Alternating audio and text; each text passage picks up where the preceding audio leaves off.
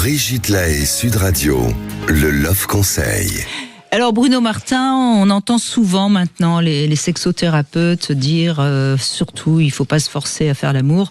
Alors évidemment non, il faut pas se forcer, mais si on attend uniquement que le désir nous emporte, on risque d'attendre longtemps, surtout lorsqu'on est en couple depuis pas mal de temps. Donc je pense qu'il faut se méfier de cette injonction qu'il ne faut pas se forcer pour faire l'amour, parce que ça peut justement à un moment donné laisser penser que si on n'a pas de désir, on fait pas l'amour, quoi. Voilà. Alors c'est toute la différence entre le désir spontané et le désir réactionnel. Tout le monde attend un désir spontané, une espèce de pulsion Absolument. Qui vous envahit. Et le réactionnel, il n'arrive que si on se met face à ces fameuses sources d'excitation sexuelle. Et si on ne joue pas à se confronter un petit peu aux sources, il n'y aura jamais de désir spontané à un moment donné.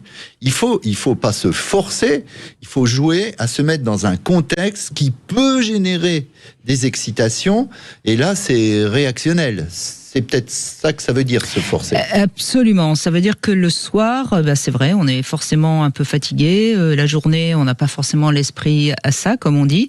Donc, l'important, c'est de comprendre tout ça et de se créer des moments pour se retrouver sexuellement. On n'attend pas que le désir nous saute dessus, parce que ça n'arrive plus. En tout cas, plus dès qu'on a passé la phase lune de miel, si je puis dire.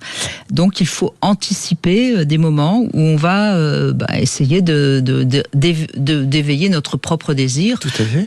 Soit déjà en se parlant, par exemple, pourquoi pas en prenant un cocktail sur le balcon au clair de lune. Enfin, je veux dire, ça c'est déjà, si je puis dire, c'est pour ça que le mot préliminaire, il est à double sens, quoi, parce que là c'est le préliminaire. Mais c'est très important. Mais c'est important parce que c'est déjà en étant tous les deux les enfants couchés et vraiment dans un moment où on peut échanger, si je puis dire, qu'on va commencer à peut-être se rendre compte que finalement, pourquoi pas faire l'amour, ça pourrait peut-être être sympa et on pourrait peut-être arriver à quelque chose de bien agréable.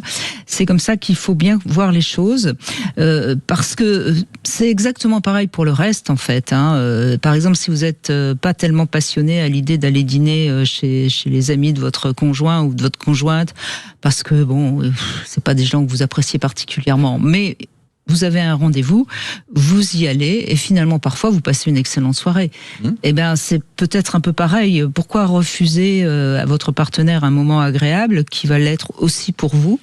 D'où la nécessité, en effet, de lutter contre l'habitude, de la fatigue, de pas se sentir forcé, certes, mais ne pas non plus attendre, en effet, comme vous l'avez dit, que le désir nous envahisse comme par enchantement, parce que ça n'existe pas. Non.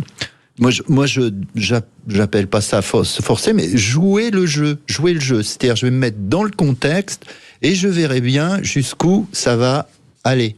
Et il faut toujours une règle du jeu, c'est que c'est celui ou celle qui va le moins vite qui décide jusqu'où ça va. C'est tout. Oui. Respect. Absolument, de manière à ce que les rendez-vous qui sont des rendez-vous pour éventuellement faire l'amour ne soient pas systématiquement... C'est pas si je commence, il faut que je finisse. Absolument. D'accord. Alors, on va jouer cette semaine toujours avec les lots, et le jouet à gagner, c'est un plug Surfer 2. Alors, je ne sais pas pourquoi il est surfeur, je ne sais pas. En tout cas, c'est son nom. Il est noir. Cela dit, il est assez joli. Et puis, comme